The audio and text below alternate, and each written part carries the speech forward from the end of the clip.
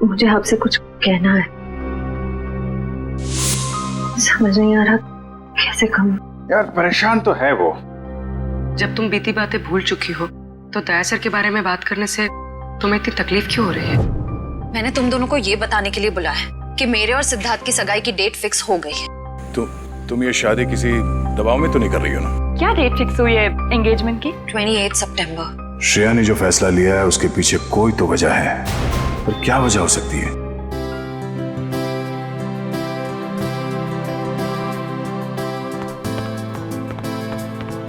लीजिए पापा आपकी कॉफी। लाओ लाओ लाओ। बिल्कुल वैसी जैसे आपको पसंद है। गरम है आराम से।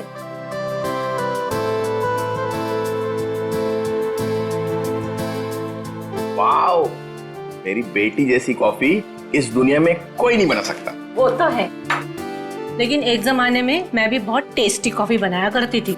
तुम हो ही इतनी टेस्टी। हाँ? मेरा मतलब है तुम आज भी उतनी टेस्टी कॉफी बनाती हो। आप भी ना बेटी के सामने कुछ भी बोल रहे हो। क्यों, क्या हुआ? श्रेया बेटा, तुम्हें कोई प्रॉब्लम है? नहीं पापा, मुझे कोई प्रॉब्लम नहीं है। ये देखो। ना आप खाइए, मैं देखती हूँ।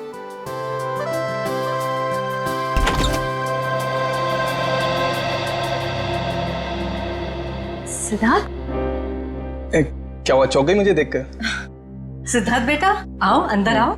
बैठो, मैं तुम्हारे लिए अरे कॉफी। नहीं श्रेया, मैं थोड़ा जल्दी में हूँ। मैं ये एंगेजमेंट कार्ड दिखाने आया था।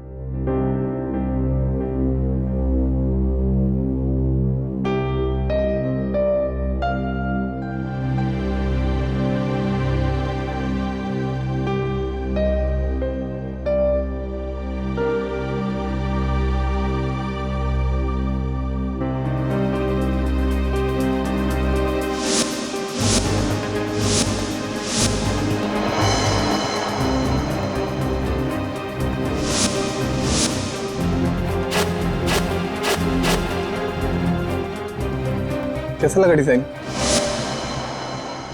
कार्ड पसंद नहीं आया? कोई बात नहीं, दूसरा बनवा लेंगे। नहीं, कार्ड अच्छा है।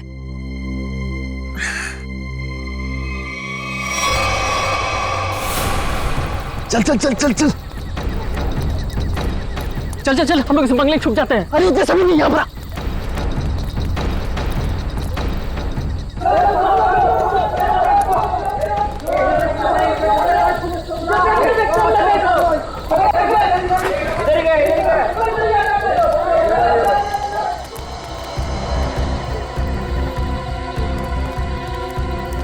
चल चल निकलते हैं यहाँ से। अरे रुक रुक रुक, हम लोग सारा सोना यहीं पे गाड़ देते हैं जमीन में। अबे तेरा दिमाग खराब हो गया है? मोहल्ले के लोगों ने हमारा चेहरा देख लिया है, और अगर कल हम यहाँ दोबारा आए तो यहाँ पकड़े जाएंगे, खतरे में पड़ जाएंगे। हम लोग सोना लेकर बाहर नहीं जा सकते हैं, सारे लोग घूम रहे हैं। और तू खतरों से कब से डरने लगा? अरे खतरों से नहीं, तेरी बेवकूफियों से डर रहा हूँ। देखना एक दिन तेरी सारी बेवकूफियां हमें ले डूबेंगी, समझा? तू बेवकूफ किसे बोला? हाँ, सारा प्लान मैंने बनाया है। सारा प्लान तूने बनाया, इसका मतलब ये नहीं कि जेल भेजने का प्लान भी तू बनाएगा, समझो? जरूरी नहीं है मैं तेरा सारा बात मानूं, समझा? सोना यहीं गाड़ेंगे, यहीं। अच्छा, गाड़ के दिखा। अच्छा,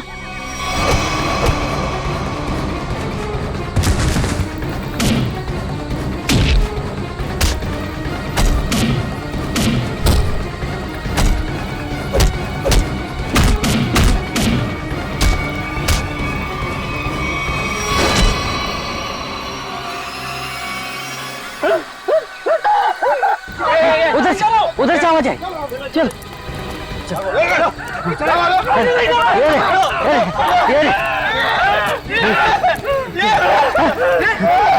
अरे ये तो कंकाल है।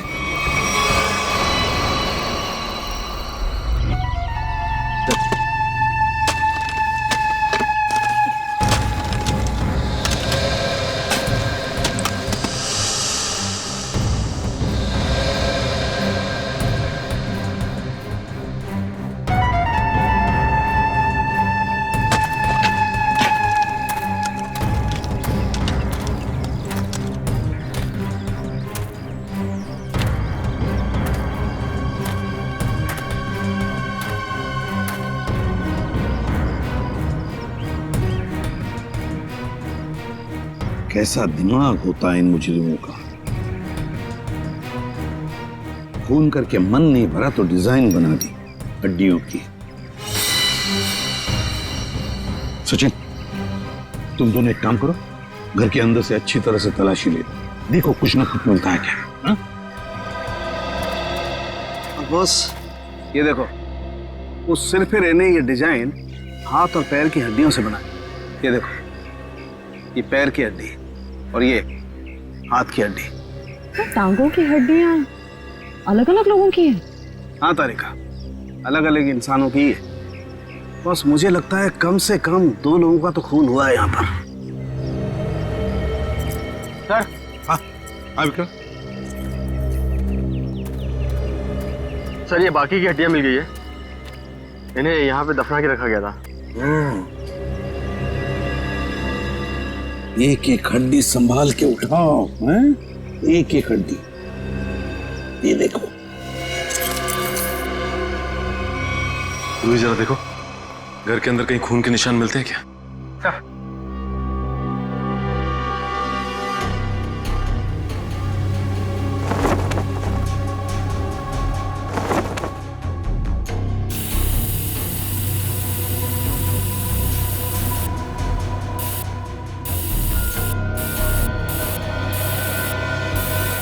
जी सर, गांव वालों का कहना है कि 1984 में इस घर के मालिक अपने पूरे परिवार के साथ ऑस्ट्रेलिया चले गए थे छुट्टी मनाने के लिए। कुछ दिनों बाद उनकी मौत की खबर आई, वहां से पूरी फैमिली समुंदर में डूब गई। अच्छा एक बात बताइए, ये इनकी मौत के बाद कोई घर का ख्याल व्याल रखने नहीं आया था? नहीं सर, दोस्तों और रिश्तेदारों को लगता था कि इस घर में कुछ आत्माएं। आत्मा? अच्छा, आप लोगों ने यहाँ पे आत्मा देखी है क्या? जी सर, कुछ परछाइयाँ दिखती रहती हैं अक्सर। हाँ, और कुछ ऐसी भयानक सी आवाजें भी आती है सर। हाँ? कैसी भयानक सी आवाजें? सर, कभी किसी के चीखने की आवाज, कभी किसी के रोने की आवाज आती है।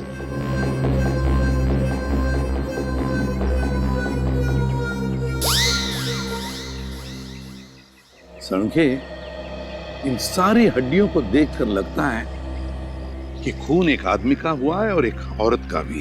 ये देखना, पेल्विक गर्डल, एक पेल्विक गर्डल किसी औरत की है।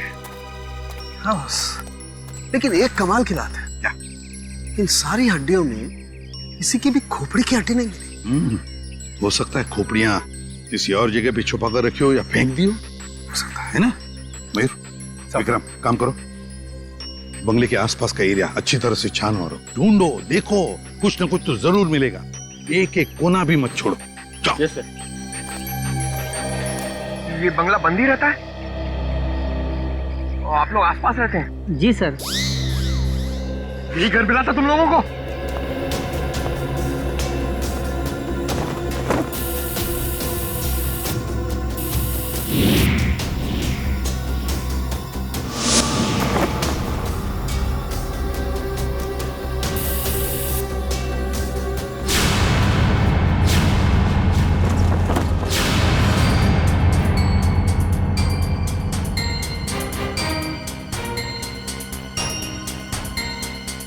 सूखा हुआ खून। सर, ये टेप रिकॉर्डर और ये प्रोजेक्टर मिला है। टेप रिकॉर्डर और प्रोजेक्टर और ये सूखा हुआ खून, इसका मतलब कोई ना कोई बहुत गहरा राज छिपा है इस बंगले के अंदर। सर, सर खोपड़ी तो कोई नहीं मिली, मगर ये कार की चाबी मिली। कार की चाबी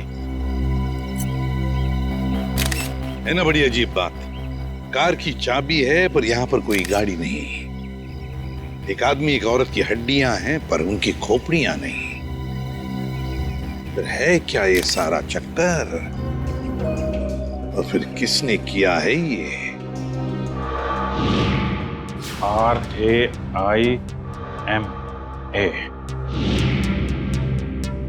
हड्डियों से रायमा लिखा है सर। रायमा लगता है किसी लड़की का नाम है ये। सर, कहीं उसी लड़की का नाम तो नहीं जिसका हमें कंकाल मिला है?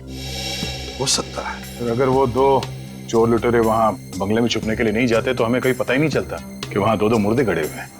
और ये भी पता नहीं चलता कि वहां पे एक आत्मा है। न जाने कितने साल पहले ये जुर्म हुआ है। और ताज्जुब की बात यह है सर कि खूनी ने लाशों को गाड़ा नहीं, बल्कि उनकी हड्डियों से ये डिजाइन बनाया। आई मीन ये नाम लिखा रायमा। यहाँ पर से हमें कुछ चीजें भी मिली है ना, वो टेप रिकॉर्डर, प्रोजेक्टर और कपड़े। इन तीनों चीजों से हमें खूनी के बारे में बहुत कुछ पता चल सकता है। ज्यादा देर खुला नहीं घूमेगा ये खूनी। सर हमने उन सब चीजों को रिपेयर के लिए भेज दिया है। बहुत जल्द पता चल जाएगा कि हमारा शक सही था या गलत। और वो गाड़ी की चाबी जो हमें मिली थी, कीजो कार की चाबी। कीजो, अच्छा। तो फिर कीजो कार कंपनी से हमें पता चल सकता है। क्या आप हमें बता सकते हैं ये चाबी किस गाड़ी की है और ये गाड़ी आपसे खरीदी किसने? बिल्कुल बता सकते हैं। सबके इनिशियल पॉइंट में डालकर देखेंगे, फौरन पता चल जाएगा। आइए सर। एक मिनट, उससे पहले आप ग्लव्स पहन लीजिए। Thank you.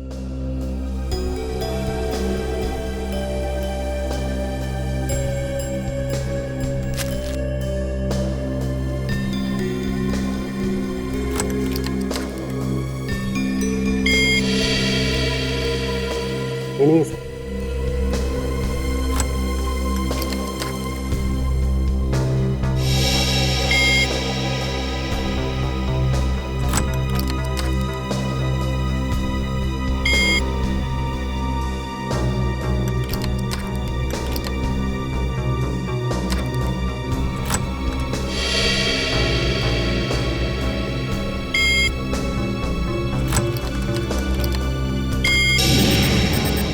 ये देखिए सर, मैच कर गई सर। ये 2009 की कीजो एफएक्स मॉडल है और हमने इसे बनवाना बंद कर दिया है। कीजो एफएक्स 2009 मॉडल। आपके किसी कस्टमर ने कोई रिक्वेस्ट की थी ऐसी चाबी की डुप्लीकेट चाबी बनवाने की? ये पता करने में तो बहुत वक्त लग जाएगा। तो ठीक है, आप पता कीजिए। तब तक हम ये पता करते हैं कि 2009 के कीजो एफएक्स मॉडल की कितनी गाड़ियां चोरी हुई थी। मिलिंद जी। जी सर। कुछ हो रहा है कि नहीं? सर मैं कोशिश तो कर रहा हूं सर।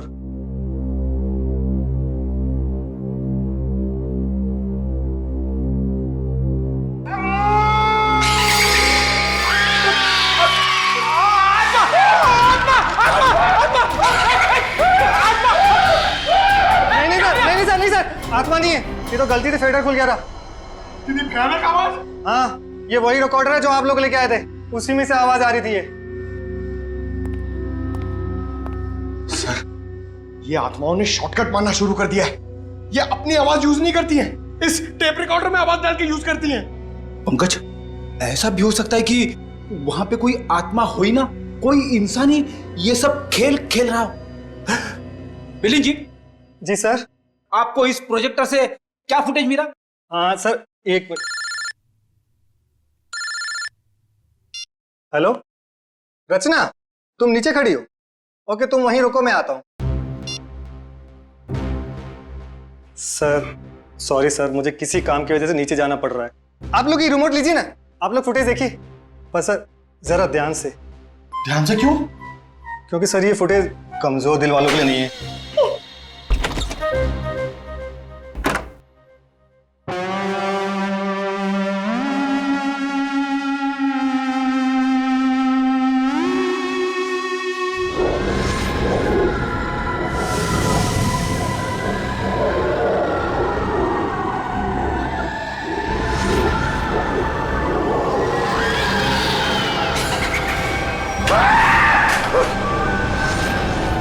पंकज आत्मा, पंकज, बंगला नंबर 13 की आत्मा यहाँ आ गई।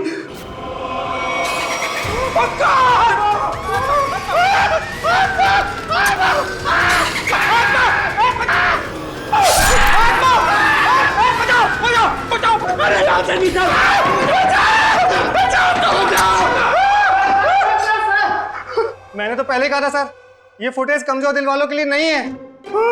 नहीं है। अरे आपको क्या इतनी सी फुटेज मिली थी? हाँ सर, अभी तो यही फुटेज मिली है। अरे ये क्या कम है, पता नहीं एसीपी साहब क्या कहेंगे ये फुटेज देखकर। आप उनसे ये मत कहना कि हम दोनों डर गए थे। सर मैंने तो उनको फोन करके सब कुछ बता दिया। हमारा अंदाजा सही निकला। ये खूनी इस प्रोजेक्टर के जरिए किसी को डरा रहा था, आत्मा बनकर। सर हो सकता है कि इस फुटेज का उन मुर्दों के साथ कोई लेना देना ही ना हो। I mean, लोगों में ये अफवाह फैली है कि इस बंगले में आत्मा है, तो हो सकता है कि ये पूरी फुटेज किसी ने किसी के साथ मजाक करने के लिए बनाई हो। नहीं श्रेया नहीं, इन दोनों चीजों का जरूर एक दूसरे से कोई ना कोई संबंध है। ये डरावनी फुटेज उस खूनी के विकृत दिमाग में से ही निकली है। हाँ सर, किसी को डराने या मजाक करने के लिए कोई इतनी मेहनत नहीं करेगा। फुटेज में ये जो आत्मा है, इसे प्रोफेशनल तरीके से फिल्माया गया है, स्पेशल इफेक्ट्स के साथ, जैसे फिल्मों वगैरह में होता है। और इस फुटेज को देख के लगता है सर कि खूनी को स्पेशल इफेक्ट्स का काफी ज्ञान है, या फिर हो सकता है उसने ये फुटेज किसी स्पेशल इफेक्ट्स स्टूडियो में बनवाई है। हाँ बिल्कुल सही, ऐसा ही हो सकता है। तो शहर में जितने भी स्पेशल इफेक्ट्स के स्टूडियोज हैं, सब में जाकर के पता लगाना पड़ेगा। आइए सर, ये बलविंदर है, वो गाड़ी की चाबी इन्हीं की थी। क्या बात है सर, मुझे यहाँ क्यों बुलाया गया है? हमें आपकी गाड़ी की चाबी मिली है। कहाँ से सर? उन्नति नगर, बंगला नंबर 13। ये एड्रेस को जाना पहचाना लग रहा है? नहीं सर। नहीं? रायमा नाम सुना है पहले कभी? बिल्कुल नहीं सर। मगर सर, इसका मेरी गाड़ी से क्या लेना देना है? आपकी गाड़ी है कहाँ? सर वो तो कई सालों से गायब ही है। कब से? 5 जुलाई 2011। दरअसल मेरा टैक्सी का बिजनेस है। मेरी कंपनी का नाम है बलविंदर एंड कंपनी। मेरा ड्राइवर प्रीत उस दिन गाड़ी लेकर न जाने कहाँ गायब हो गया। तब से लेकर आज तक मेरी गाड़ी का कोई अता पता ही नहीं है सर। और उस ड्राइवर का? अस्पताल से फोन आया था कि उसे वहां भर्ती किया गया है। मैं उसे वहां देखने गया था। उसकी हालत बहुत खराब थी सर। आग लगने की वजह से उसका थोड़ा शरीर जल गया था। रहता कहाँ ये तुम्हारा ड्राइवर? सर आजकल वो मानसिक चिकित्सालय में है। सर वो बहुत गहरे सदमे में है। मानसिक चिकित्सालय? कौन से हॉस्पिटल में है वो? सर पूना से 50 किलोमीटर आगे एक स्टेट मेडिकल सेंटर है, वहीं पर है वो। State medical centre?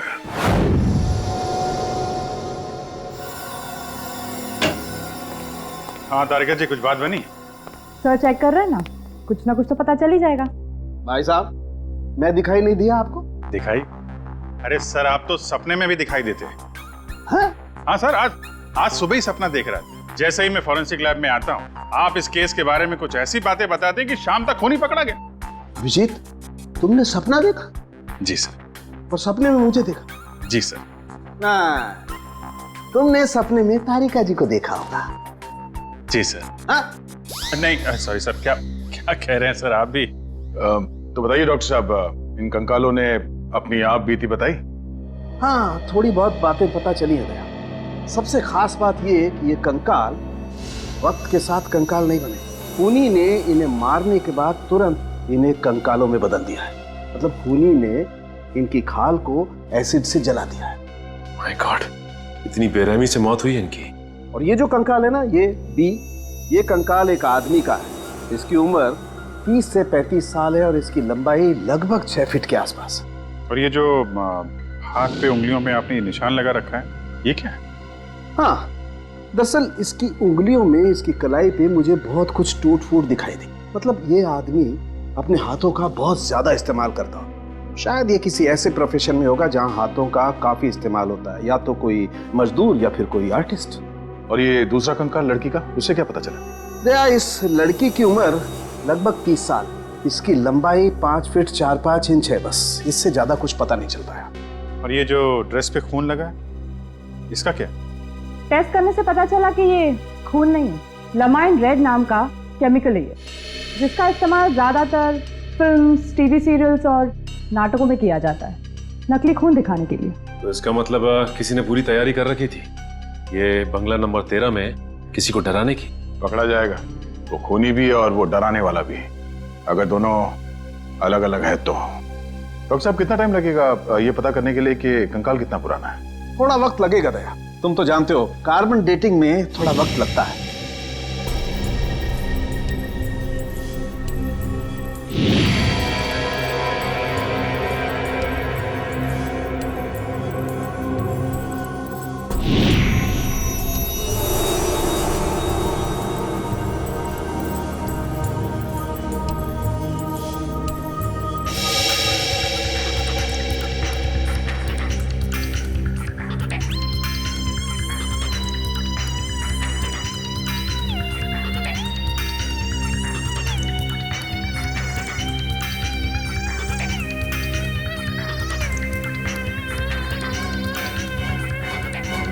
गुड। अब गणित शुरू हो गई है। अब पता लग जाएगा दरअसल इन लोगों की मौत कब हुई थी। सर मुझे लगता है इन दोनों को एक साथ ही मारा होगा।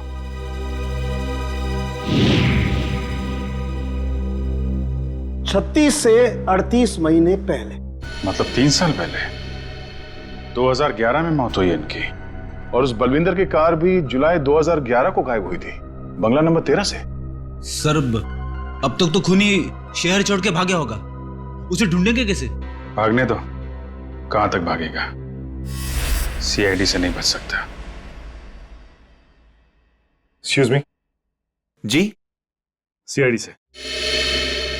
हेलो सर, मैं आप ही लोगों का इंतजार कर रहा था। अच्छा, जो फुटेज हमने भेजी थी उसके बारे में कुछ पता चला? हाँ सर, उसको चेक किया मैंने और उसके सारे स्पेशल इफेक्ट्स हमारे स्टूडियो में ही हुए थे, लगभग 3 साल पहले। गुड। उस फिल्म का नाम क्या था? सर फिल्म का नाम था आत्मा की चीख। हाँ, और सर वो फिल्म पूरी नहीं हो पाई थी। अधूरी फिल्म की फुटेज। सर वो फिल्म तो अधूरी थी ही, साथ में हमें हमारा पूरा पैसा भी नहीं मिला। कौन से बैनर की फिल्म थी ये? प्रोडक्शन हाउस का नाम क्या था? सर वो नए लोग थे और उस प्रोडक्शन हाउस का नाम था, 1 मिनट, हाँ सर उसका नाम था magic media works. Magic media works. अब तो यही लोग बताएंगे कि इस आत्मा की चीख को लोग सुन क्यों नहीं पाए। प्रीत की हालत भी पिछले 3 सालों में बिल्कुल सुधार नहीं हुआ। उस वक्त भी किसी लड़की की आत्मा के बारे में बात करता था और आज भी करता है। सर लड़की की आत्मा? अच्छा, पिछले 3 साल में जितने भी लोग प्रीत से मिलने आए थे उनकी लिस्ट चाहिए हमें। हाँ, हैरानी की बात यही है सर, पिछले 3 सालों में इससे कोई भी मिलने नहीं आया सिवाय मिस्टर बलविंदर के, जो इनके इलाज का खर्चा उठा रहे हैं। बलविंदर? जी सर। ओके।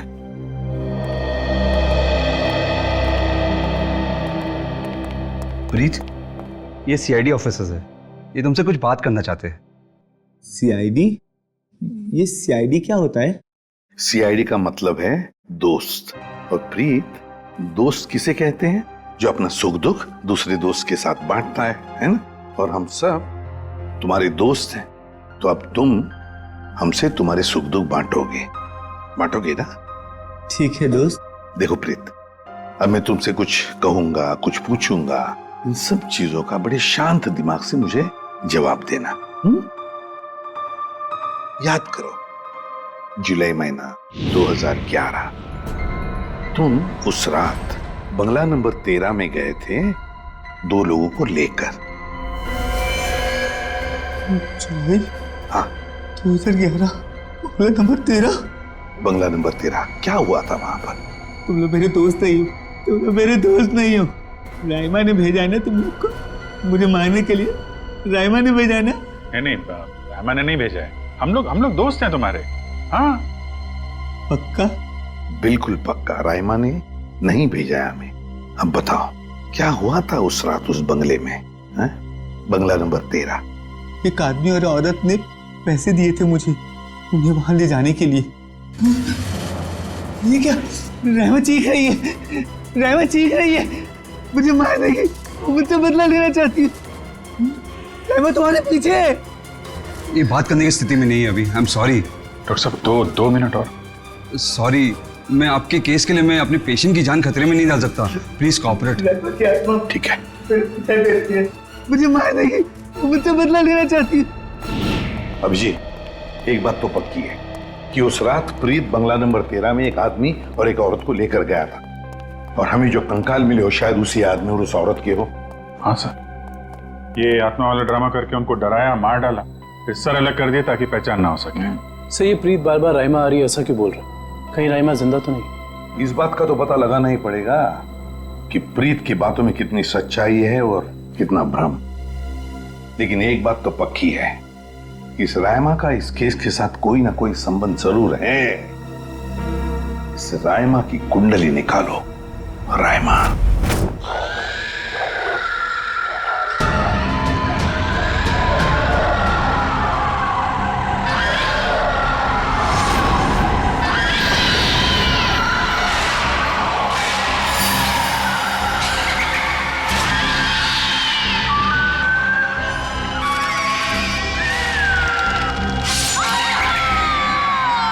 ये फुटेज आपको जिस बंगले से मिली वहाँ खून हुए? जी हाँ, दो खून। वैसे ये फिल्म की फुटेज आपकी है ना? जी हाँ, क्या बताऊं सर, बड़ी ही मनहूस फिल्म थी। 10 सीन ही शूट किए थे, फिर फिल्म बंद हो गई। और बंद होने के बाद इस फिल्म के सारे राइट्स मैजिक मीडिया बॉक्स के पास आ गए, if I am not wrong, है ना मिस्टर आलोक? अब इस तरह के फुटेज तो हमारे पास काफी पड़े रहते, अब पता नहीं ये फुटेज उसके हाथ कैसे लग गए। मतलब आप भी मानते हैं कि ये फुटेज गलत हाथों में लग गए, जिसका उसने गलत फायदा उठाया और दो खून किए? शायद कोई बाहर वाला होगा। लेकिन आपको ऐसा नहीं लगता कि कोई अंदर वाला भी हो सकता है? क्योंकि ऐसा काम करने के लिए अंदर वाले के लिए थोड़ी आसानी ज्यादा होती है। वैसे इस फिल्म पे आप लोग क्या क्या काम कर रहे थे? सुनील राइटर था, आलोक डायरेक्टर और मृणाल कॉस्ट्यूम डिजाइनर। और आप प्रोड्यूसर, राइट? जी। आप में से कोई राइमा को जानता है? राइमा हमारे फिल्म की हीरोइन थी। सर, आप कैसे जानते हैं राइमा के बारे में? आप एक काम कीजिए मिस्टर आलोक, आप अपनी फिल्म की हीरोइन राइमा को यहाँ बुला लीजिए। वो एक्चुअली कई साल पहले राइमा एक हादसे में आग में जलकर मर गई। मर गई? अच्छा, राइमा की कोई तस्वीर या फोटो? मृणाल, फोटो ले आओ। जी सर। एक मिनट, अभी आपने कहा कि वो जल के मर गई, लेकिन कैसे? अब ज्यादा कुछ तो पता नहीं है, क्योंकि उसके और हमारे बीच तनाव हो गया था। और वो क्यों? वो एक्चुअली हम राइमा को अपनी फिल्म में हीरोइन लेना चाह रहे थे, पर बाद में हमने अपना इरादा बदल लिया और स्मृति को हीरोइन ले लिया और राइमा हो गई साइड एक्ट्रेस। तुम मेरी जगह ये छिपकली को हीरोइन बनाना चाहते हो? तुम्हारा दिमाग खराब हो गया है? राइमा, तमीज से बात करो। मैंने तुमसे कहा ना, अगली फिल्म में तुम्हें हीरोइन बनाऊंगा। इस फिल्म के किरदार के लिए तुमसे बेहतर स्मृति। अच्छा, तो ये बात पहले क्यों नहीं सोची जब मुझे फाइनल किया था? ये फिल्म इंडस्ट्री है राइमा, यहाँ किसकी किस्मत कब यू टर्न मार जाए कोई नहीं कह सकता। ये फिल्म मेरी किस्मत में थी, मुझे मिल गई। इंतजार करो, सिर्फ इंतजार। एक दिन तुम्हारी जिंदगी ऐसी दिशा में चली जाएगी जिसका अंत गहरी खाई में होगा, समझे तुम? क्या तुम मुझे धमकी दे रही हो? धमकी ही समझ लेना। राइमा रुको, राइमा। सूरज गया था राइमा को मनाने के लिए, लेकिन कोई फायदा नहीं। एक हफ्ते बाद खबर आई कि एमजे स्टूडियो में आग लगी है और राइमा की मौत हो गई। मुझे अफसोस है, अगर राइमा हमारी फिल्म की हीरोइन होती तो शायद ये दुर्घटना ना होती और आज वो जिंदा होती। आलोक जी, आप एक काम कीजिए, आप अपनी फिल्म की नई हीरोइन स्मृति, उनको यहाँ बुलाइए जरा। मैंने उसे कॉल किया था, उसका फोन लगा नहीं, और आर्ट डायरेक्टर विराज का भी वो फोन डेट बता रहा था। विराज और स्मृति से मिलना पड़ेगा। सर, ये रहे फोटो।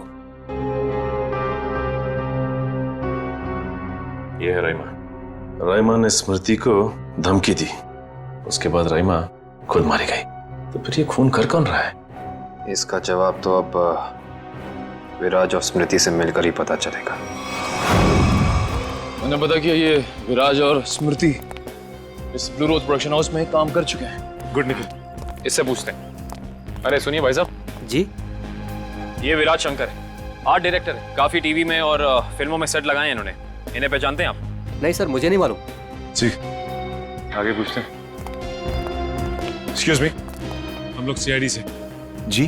आप विराज शंकर को जानते हैं? विराज शंकर? हाँ सर, मैं जानता हूँ। वो बेचारे बहुत कर्जे में थे, पर फिर पता नहीं क्या हुआ उनका। उनका कोई एड्रेस, कोई पता? सर, इस बारे में कुछ ज्यादा तो पता नहीं है, लेकिन उनका ऑफिस कहीं अंधेरी में है। अच्छा, ये फोटो को ध्यान से देखिए। स्मृति ये फिल्मों में काम करती है, पहचानते हैं आप इन्हें? जी हाँ, इनकी बंद फिल्म के बाद इनको कोई प्रोड्यूसर फिर से रिलॉन्च करना चाहते थे, लेकिन सर ये पता नहीं क्यों बदकिस्मती से ये 2011 में अमेरिका चली गई और उसके बाद फिर लौट के आए हैं। ये स्मृति का कोई अता पता जहाँ हम उनसे मिल सकते हैं? हमें तो नहीं पता, पर उस एजेंसी पर उसका पुराना एड्रेस होगा जहाँ पर उन्होंने चमकार वॉशिंग पाउडर का विज्ञापन किया था। ठीक, थैंक यू। ज़्यादा एजेंसी से स्मृति के घर का पता निकलवाते हैं।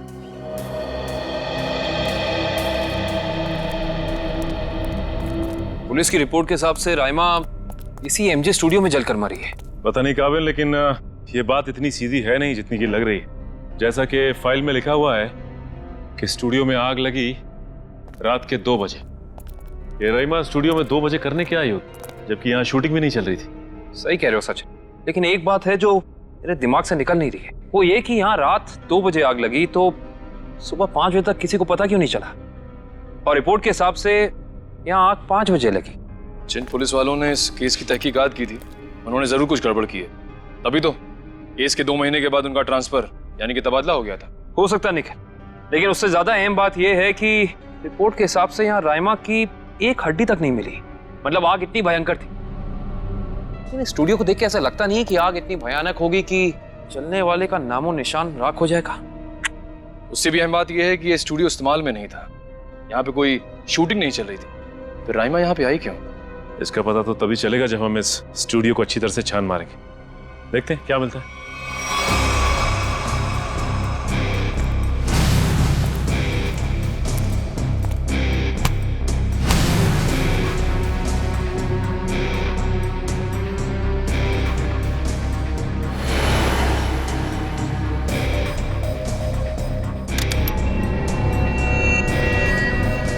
ये देखो, जली हुई गन।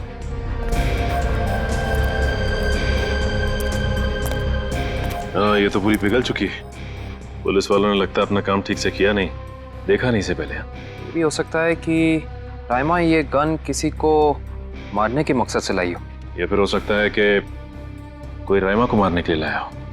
ये भी पॉसिबिलिटी है। जरूर कुछ है यहाँ, देखते हैं और क्या मिलता है।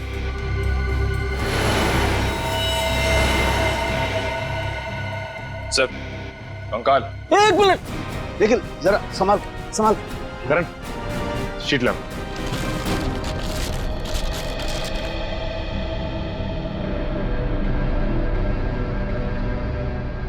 एक और कंकाल, वो भी पूरी तरह से जला हुआ।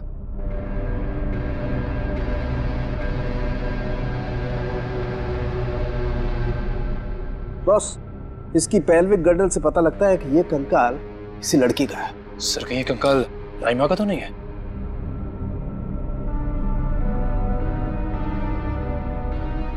और इसकी लंबाई 5 फीट 6 इंच है। और राइमा की लंबाई 5 फुट 3 इंच। इससे साफ पता चलता है कि ये कंकाल राइमा का नहीं बल्कि किसी और का है। केस सुलझने की बजाय और उलझता चला जा रहा है। एक बात और, हम लोगों को यहाँ जली हुई गन जरूर मिली है, लेकिन इस लड़की की मौत गोली लगने की वजह से नहीं, इस लड़की की मौत जलने की वजह से ही हुई है। देखो, ढूंढो और कुछ मिलता है क्या।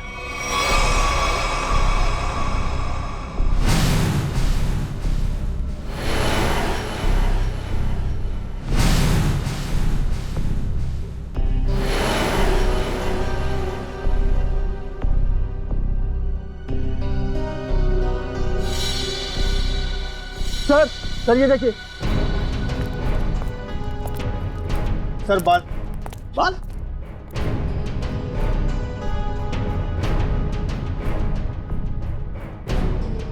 ओह सर, ये तो किसी लड़की का बाल लगता है, या तो मरने वाली का या फिर राइमा का। ये किसका बाल है ये तो डीएनए के बाद ही पता चलेगा। सर, ये अरुण है, विराज जी के वर्कशॉप के इंचार्ज। जी, आपको कुछ बनवाना था? जी हाँ, हथकड़ी बनवानी है। हथकड़ी? मैं कुछ समझा नहीं। हाँ, अपनी बनाई हुई हथकड़ी खुद अपने हाथों में पहनेंगे तो थोड़ा दुख कम होगा। अब समझ में आया, इतने सालों के बाद ख्याल आया आपको कर्ज के रुपयों का। कर्ज के रुपए? हाँ, इसीलिए तो आप उन्हें ढूंढ रहे हैं, क्योंकि वो लोगों से लिया हुआ कर्ज वापस नहीं कर पाए। नहीं मैडम, हमारा यहाँ आने का मकसद कुछ और है। विराज को बुलाई, कहाँ है वो? ये तो कोई भी नहीं जानता। कर्जदारों से परेशान होकर आज से 3 साल पहले जुलाई 2011 में ना जाने कहाँ गायब हो गए। जुलाई 2011? सर, 5 जुलाई 2011। सर, मुझे लगता है कि इस विराज के भागने की वजह कर्जा नहीं कुछ और है, जिसका कुछ ना कुछ संबंध उन कंकालों के साथ जरूर है। मुझे तो लगता है उनमें से एक कंकाल विराज का है। याद है सारुण के साहब ने कहा था, आदमी वाला कंकाल किसी मजदूर या आर्टिस्ट का है जिसने जिंदगी भर अपने हाथों से बहुत काम लिया है। और हो सकता है सर शायद वो दूसरा कंकाल स्मृति का हो। ये विराज के परिवार वाले कहाँ रहते हैं? सर जहाँ तक मुझे पता है उनके परिवार में कोई और है ही नहीं। विराज अकेले ही थे? जी सर। चीज मिल जाती डीएनए सैंपल के लिए तो कंकाल वाला राज खुल जाता। ये सारी पेंटिंग उन्हीं की है ना? जी सर। देखो जरा।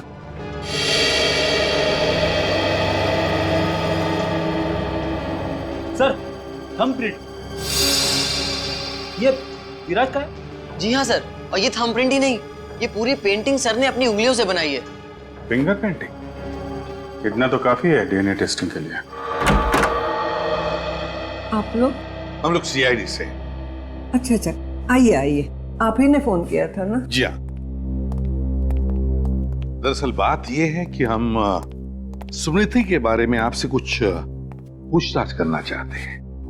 पूछिए ना, क्या पूछना चाहते हैं आप? क्या आप बता सकती हैं कि स्मृति का आपके अलावा इस दुनिया में और कोई भी नहीं है?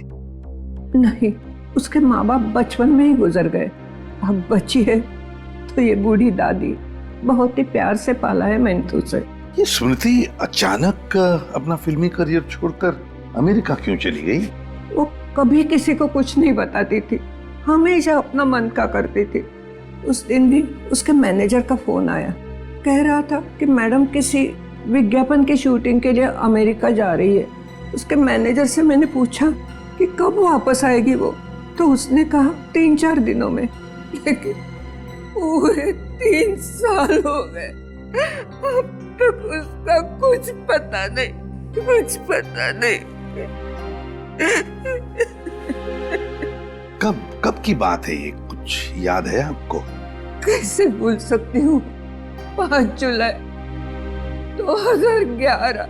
सर वो कंकाल भी 3 साल पुराना है सर, कहीं वो। सर कम से कम इतना तो पता कर दो, मेरी बच्ची के साथ हुआ क्या? कहीं वो इस दुनिया में है भी या नहीं? जब तक इस राज का बोझ मेरे दिल पर रहेगा, मैं इतना चैन से जी पाऊंगी न मर पाऊंगी। देखिए, मैं आपसे वादा करता हूं कि सच क्या है इसका हम पता लगा लेंगे। प्लीज आप अपना ख्याल रखिए, ठीक है?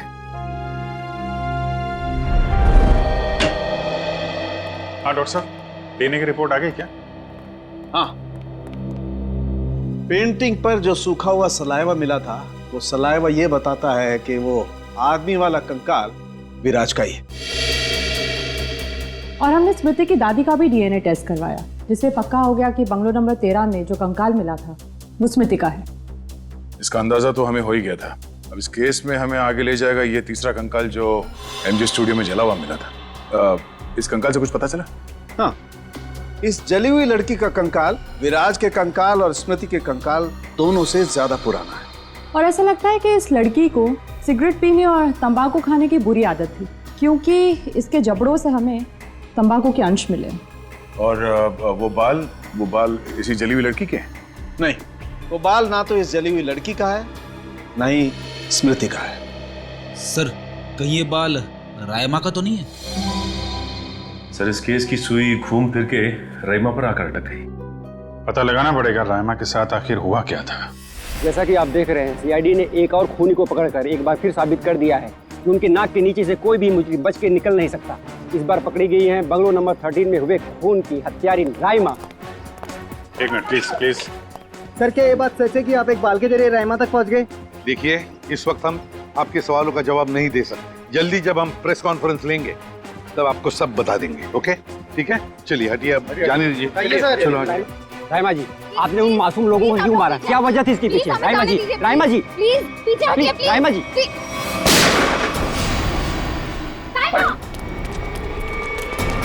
पकड़ो उसे। अब खूनी पकड़ेगा इसे।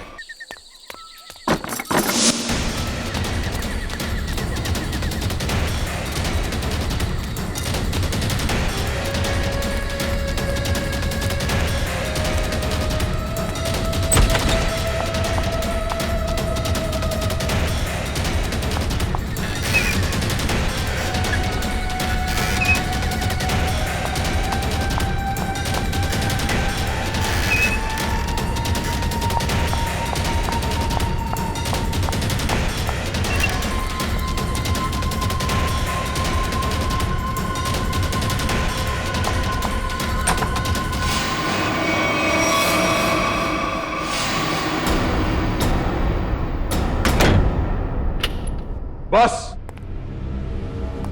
बहुत हो गया, अब कुछ नहीं हो सकता। बाहर आ जाओ। ये कहानी इसी घर से शुरू हुई थी और खत्म भी इसी घर में होगी, आज ही।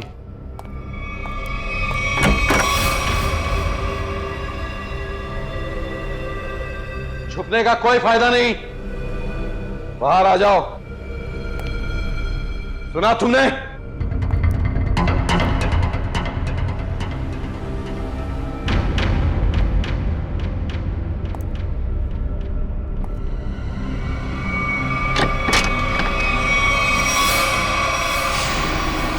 बहुत हो गया नकली रायमा बनने का नाटक। बरो, come on move.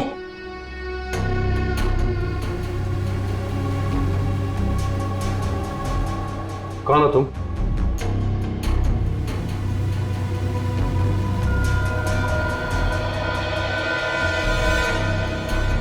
CID officer पूर्वी। सीआईडी?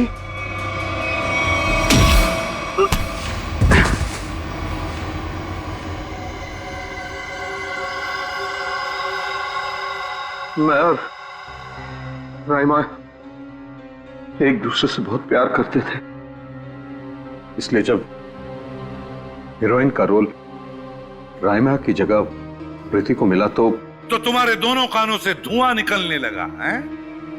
हाँ, हम स्मृति को सबक सिखाना चाहते थे, इसलिए हमने उसके अतीत के बारे में रिसर्च शुरू की।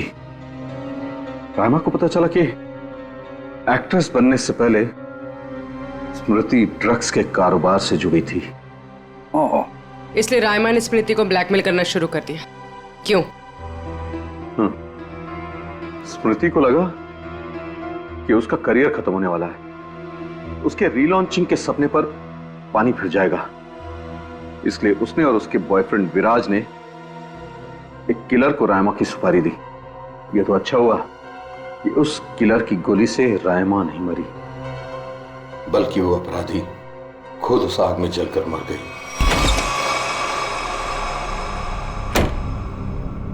विराज, स्मृति, कहाँ हो तुम दोनों?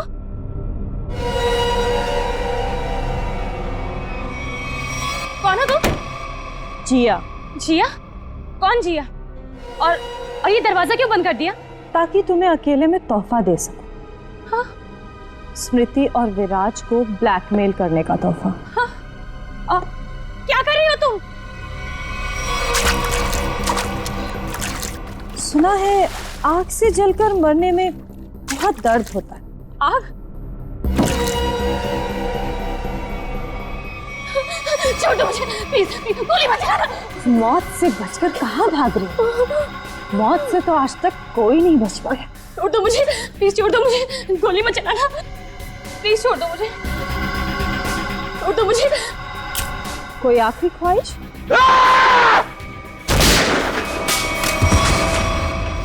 राइमा, राइमा, मैं तुम्हें कुछ नहीं होने दूंगा। मैं तुमसे बहुत प्यार करता हूँ, मैं तुम्हें कुछ नहीं होने दूंगा राइमा।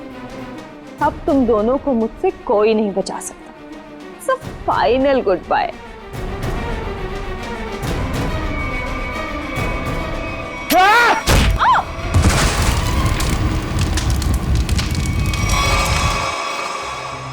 और रहीमा, उसका क्या हुआ? जिंदा लाश बन गई वो। तब मैंने ठान लिया, अब मेरी जिंदगी का सिर्फ एक ही मकसद होगा, स्मृति और विराज की बर्बादी। मैंने उन्हें यकीन दिला दिया कि रायमा जिंदा है, इसलिए वो लोग यहां आए, उस ड्राइवर को लेके जिसने एमजे स्टूडियो में आग लगाई थी। और फिर तुमने उन्हें डराना शुरू कर दिया, उनके दिमाग में यह भ्रम पैदा कर दिया कि यहां पर रायमा की आत्मा अभी भी है, जो उनसे बदला लेना चाहती है। हाँ, और फिर उन्हें मार डाला और उनका सिर काट के अपने साथ ले गए, ताकि अगर कभी उनकी लाश मिलती भी है तो उन्हें कोई पहचान ना सके। बेवकूफ हो तुम, बेवकूफ। अगर कानून की मदद लेते तो उन दोनों को वैसे ही सजा होती, मगर नहीं, तुमने कानून को अपने हाथों में लिया, उन दोनों को बेरहमी से मार डाला। और रायमा, उसका क्या? कभी सोचा तुमने? उस बेचारी की जिंदगी का फैसला तो अब कानून करेगा, लेकिन तुम्हारा फैसला तो हो ही गया, समझ लो। तुम्हें तो फांसी होगी, फांसी। Good morning. Hi. Good morning. अरे ये क्या लेके आई हो? सर ये आप सबके लिए मिठाई है और मेरी एंगेजमेंट के इनविटेशन कार्ड्स हैं।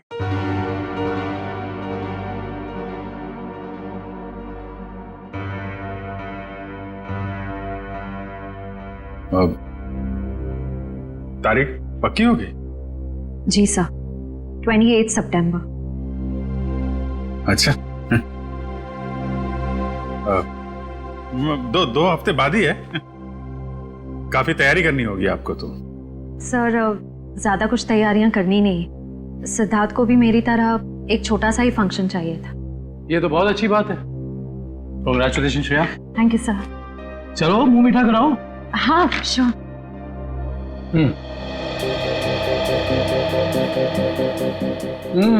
ये लड्डू तो बहुत अच्छे हैं। ओह सर, आप लोग भी लीजिए ना। हाँ थैंक यू सर।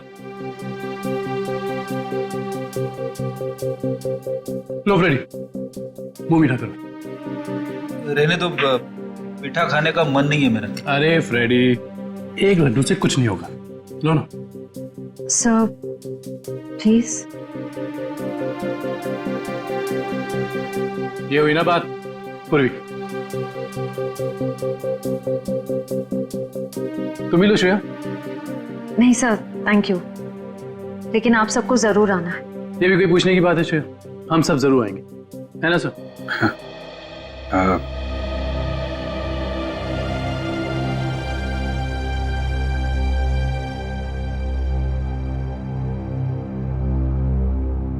सर आप आएंगे ना?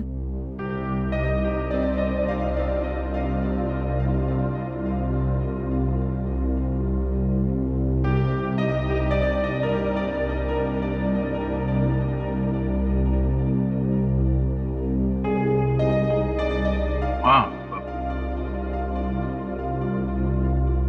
मैं जरूर आऊंगा।